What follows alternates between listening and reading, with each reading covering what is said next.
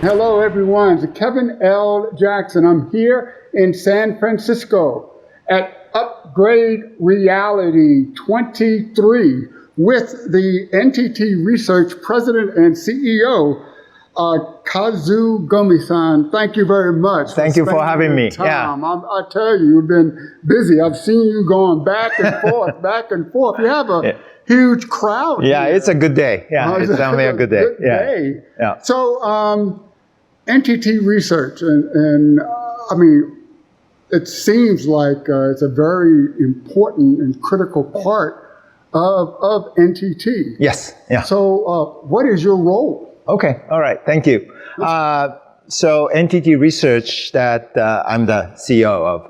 It's we have an office in Sunnyvale, California. Basically, it's the Silicon Valley area.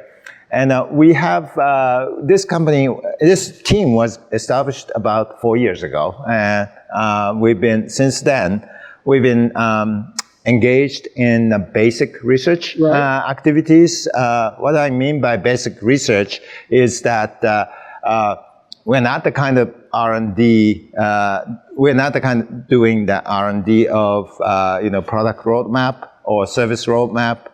We have definitely a freedom of doing the research, but we are engaged in a type of research that is aiming at making the whole society, whole business, the way we live, upgrading from where we are. So upgraded reality is this term coming from this concept. Yeah. So yeah, that's our mantra of NTT Research.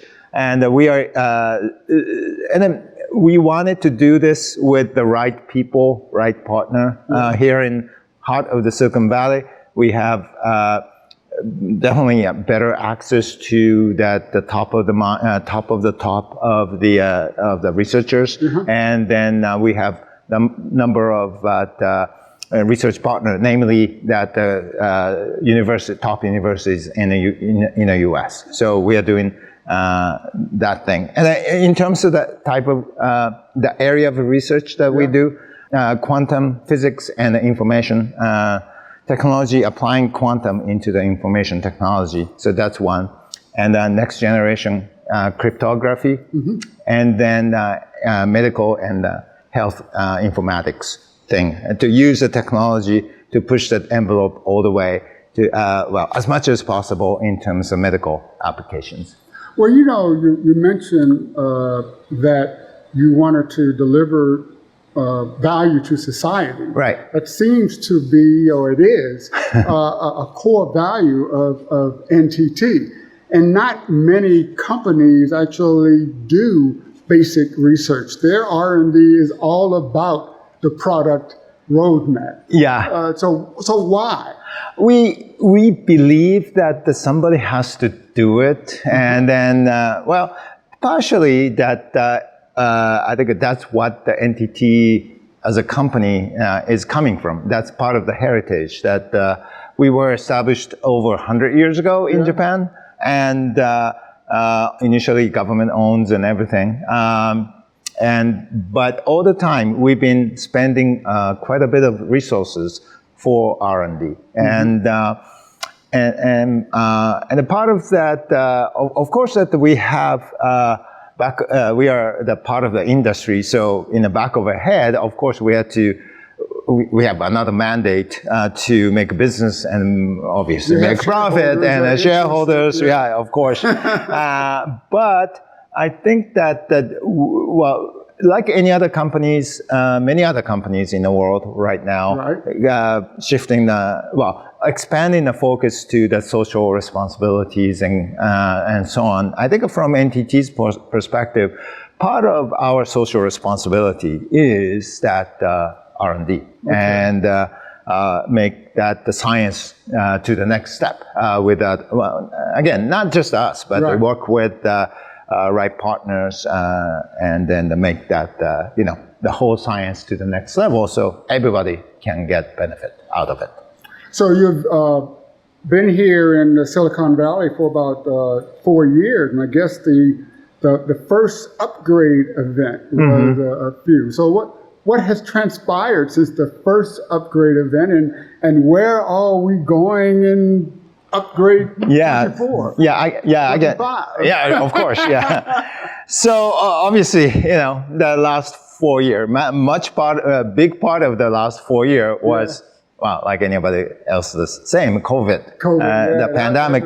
So we did, actually, first event we planned, we had to cancel because of the pandemic. And the second event we did, it's still in the middle of the COVID, so we had to kind of make it's a much smaller scale than what we anticipated. So actually, this is the first time that we are able to hold this event that we've been thinking about. I tell you, the response is amazing. I'm so glad to see that so many people has joined and then look to see. For this particular event, so we were able to hold a full scale, from my perspective, full scale event at this stage. And because of full scale event, we were able to bring many R&D product R&D output from Japan, from NTT's R&D. We have 2,300 R&D staff in NTT R&D in Japan. So with that many people working, every day, as you can imagine, there are many interesting product. I should not say product. Many interesting R&D outcomes coming from these different groups. So we are able to bring them up to San Francisco, on that regard, this is the first time that we were able to bring that NTT R&D output with this scale to overseas, so from Japan. So we are very happy to do that, and it looks like everybody seems to enjoy looking at it, get interested in. So we're so happy with this. Well, one of the major focus during this event is ION. And you made some fairly significant announcements. In fact, yesterday was sort of the launch of ION in Japan. Tell us more about ION. Sure, absolutely. Thank you. So ION, I-O-W-N, it's in short of Innovative Optical and Wireless Network. Okay. So this is a big R&D undertake from entire NTT R&D organizations, including NTT Research. So to describe this project, I have to kind of step back a little bit to look at the current state of the art in terms of the technology advancement over the last 40 years, right? Of course, that we have made, all humankind's made a great progress over the 40, 50 years. I think, well, there are so many things happened underneath to make those progress happen, but I think it's a little bit too simplified, but it is not too far off. But the main driver of this advancement was that the semiconductor and large-scale LSIs and so on. And of course, behind the scene, under the hood of this LSI is that Moore's law. Basically, how many circuits you can integrate into this into the chip. And then more circuits you get, that the more powerful these chips become, and the more powerful it is, means that the more intelligence and then everything is good.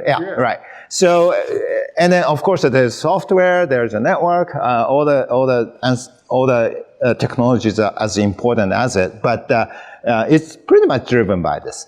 Now, but fast forward for the 40 years or so that the Moore's law finally have reached to the limit. We've been start seeing that the phenomena for the last, I would say, 5 to 10 years. We start, actual limit. Law of physics has reached at this point. Well, good and bad. Well, we were so glad. Yeah. Physics. Yeah. And but no, there's no. Yeah. Anyway, so that's where we are. But that in the meantime, everybody's really enjoying these technologies, the advanced and connected world, intelligent world. Don't take my smartphone. Yeah. Right. So smart. Yeah. Don't take smartphone away. So basically, more tech. But yeah, this is not the end of the game. Okay. We just can do much more, and then we cannot stop this advancement because we have reached Moore's law. You cannot do anything more. I don't think and no one can tolerate that. Yeah. So only thing you can do is we have to stock up the devices, servers, networks, switches. Bigger data centers? Yeah, bigger data centers, exactly. And so that's what we need to do. And then in a way, as a patchwork of that approach works. So we are not stopping the innovations because of this end of the Moore's law, which is in a way good. But there's a consequences, which is that, like you mentioned, that the bigger data centers means that really requires a lot of energies to support this big data centers, which is obviously the worst consequence is that basically warming the earth. So we need green gas and so on. More inefficient energy. Inefficient, right, yeah.